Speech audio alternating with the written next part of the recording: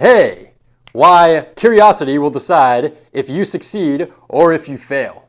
Let's talk about this a little bit.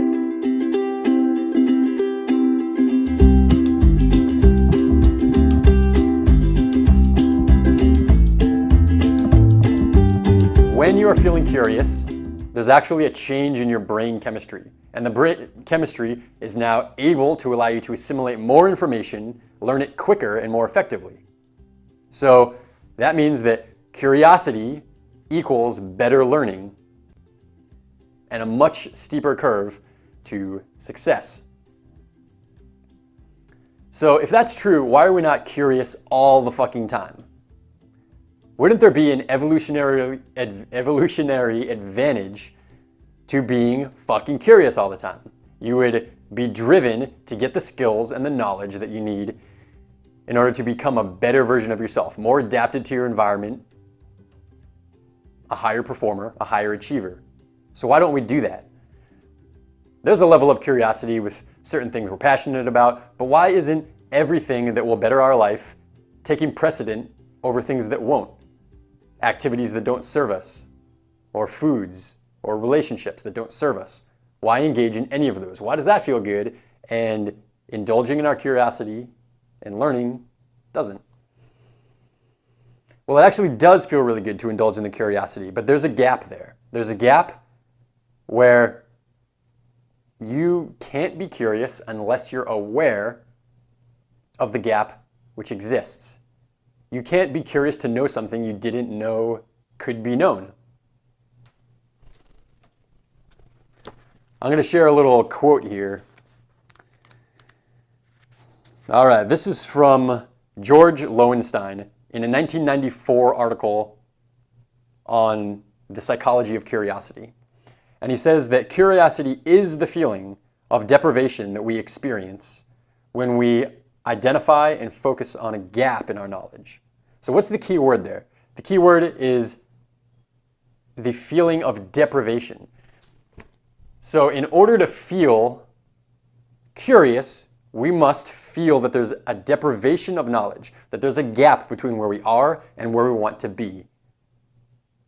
And that doesn't feel good to the ego. The ego is a stubborn who wants to stay alive. If the ego acknowledges that there's something that it doesn't know, then it's vulnerable.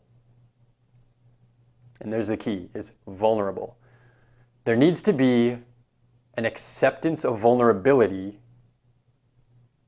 in order to become curious and progress.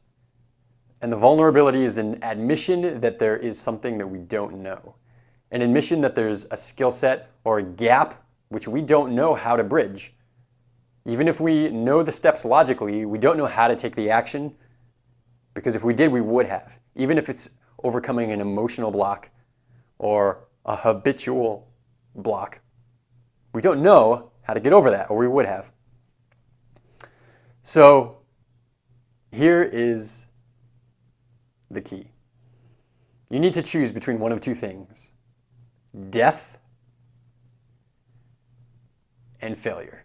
And that sounds fucking morbid, doesn't it? But let's break it down for a second.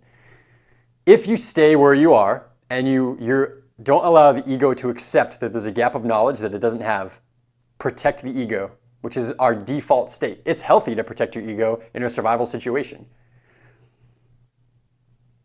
But in the denial of telling the ego that there's something it doesn't know, we can't become curious enough to learn what is bridging the gap. We don't become aware that there is a gap from where we are to where we want to be. We just dream of something over here, but it's not a goal. We don't know how to get there. We don't know how far the path is. We don't know what steps need to be taken. So you fail. You can stay protected in ego mode and fail, or death. What do I mean by death? The place where you are right now needs to die, and you need to be reborn as a slightly better version of yourself. The ego needs to grow up a little bit, and you need to grow. So you can't hang on to the beliefs and the same habits and the same tools that you've been using if you expect to progress. There needs to be a death to the ego, a voluntary death to the ego. And you can make it easy on yourself and take small gaps. All right, thanks for watching, guys. I hope that you really got something out of this. Curiosity, the death of the ego, and how that will propel your success or will continue a stagnation and a failure.